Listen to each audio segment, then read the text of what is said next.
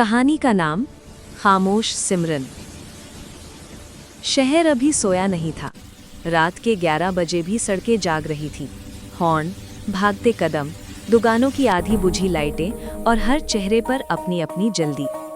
इसी भीड़ में एक लड़की धीरे धीरे चल रही थी। साधारण नीला सूट, पैरों में सस्ती चप्पल, कंधे पर झोला। नाम सिमरन। कोई नहीं जानता था कि ये लड़की इस शहर की सबसे खतरनाक सच्चाई अपने अंदर दबाए चल रही थी। सिमरन बस स्टॉप पर रुकी। वहीं पास में एक बड़ा होर्डिंग लगा था।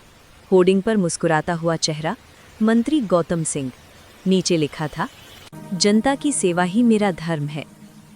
सिमरन की आंखें उस चेहरे पर टिक गईं। उसके होंठ हल्के से हिले। उसने मन ही मन कहा, धर्म नहीं, तू तो मेरे भाई का कातिल है।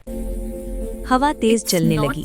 सिमरन ने आंखें बंद की और उसका दिमाग 8 साल पीछे चला गया। उस रात बारिश हो रही थी। पूरा मोहल्ला पानी में डूबा था। सिमरन अपने छोटे भाई आरव के साथ घर में थी।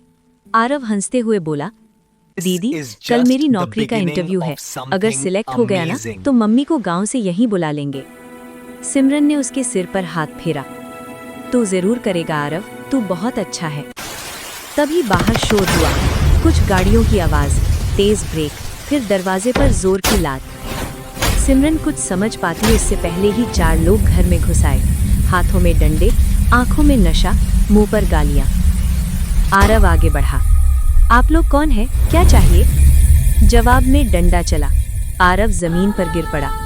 सिमरन चीखी, रुको, क्यों मार रहे हो इसे? एक आदमी हंसा, बहुत बोलता है तेरा भाई, जमीन हमारी है।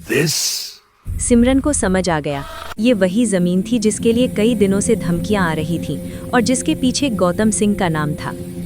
अगले 10 मिनट सिमरन की जिंदगी का सबसे लंबा समय था। जब सब खत्म हुआ, घर टूटा हुआ था। आरव खून में लथपथ पड़ा था और बाहर पुलिस की जीप खड़ी थी। पुलिस आई, लाश उठाई और कागजों में लिख दिया, आपसी विवाद में हादसा। सिमरन थाने गई, रोई, गिड़गिड़ाई, सच बताया, लेकिन जवाब एक ही मिला, मैडम, ऊपर से दबाव है। उस दिन सिमरन समझ गई थी, इस शहर में सच बोलने वाले या तो मर जाते हैं या चुप रह जाते हैं, और सिमरन ने चुप रहना चुना। आज 8 साल बाद वही सिमरन, वही शहर, लेकिन अब उसकी आंखों में डर नहीं था। बस स्टॉप से वो एक पुरानी इमारत में दाखिल हुई। बाहर बोर्ड लगा था, सहारा NGO। अंदर लोग उसे समाज सेविका समझते थे। गरीबों की मदद करने वाली लड़की, कागज बनवाने में मदद, महिलाओं के केस लड़ना। लेकिन ये उसकी असली पहचान नहीं थी। रात को इमारत की 3री मंजिल पर एक छोटा सा कमरा।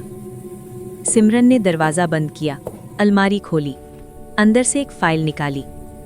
फाइल के ऊपर लिखा था, ऑपरेशन सत्य। उस फाइल में फोन रिकॉर्डिंग, बैंक ट्रांजैक्शन, फर्जी जमीन के कागज और कई नाम। सबसे ऊपर गौतम सिंह। सिमरन ने गहरी सांस ली। बस थोड़ा और, फिर खेल खत्म। अगले दिन शहर में हड़कंप मच गया। एक बड़ा घोटाला सामने आया। टीवी चैनलों पर बहस, नेताओं के बयान। लेकिन गौतम सिंह बेफिक्र था। वो प्रेस कॉन्फ्रेंस में हंस रहा था। ये सब राजनीतिक साजिश है।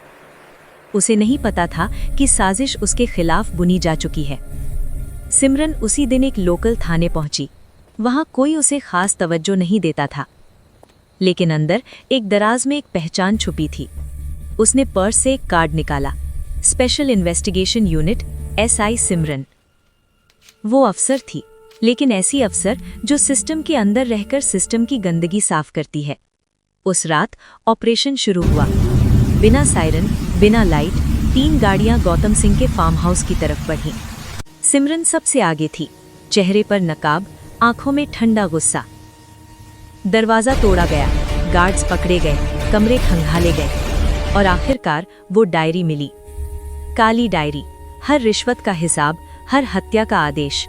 गौतम सिंह की आंखों से नींद उड़ चुकी थी। वो चिल्लाया, तुम जानती हो मैं कौन हूं? सिमरन ने नकाब हटाया, शांत आवाज में बोली, मैं जानती हूं और अब पूरा देश भी जानेगा।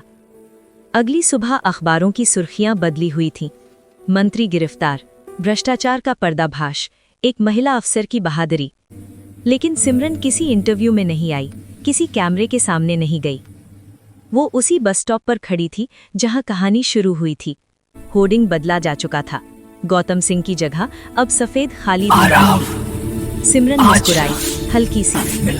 उसने मन ही मन कहा, आरव, आज इंसाफ मिला। हवा चली, दुपट्टा लहराया और सिमरन भीड़ में कहीं खो गई। क्योंकि जो लोग सच में बदलाव लाते हैं वो शोर नहीं करते, वे खामोश रहते हैं। मैं सिमरन हूँ और मेरी खामोशी ही मेरी ताकत है।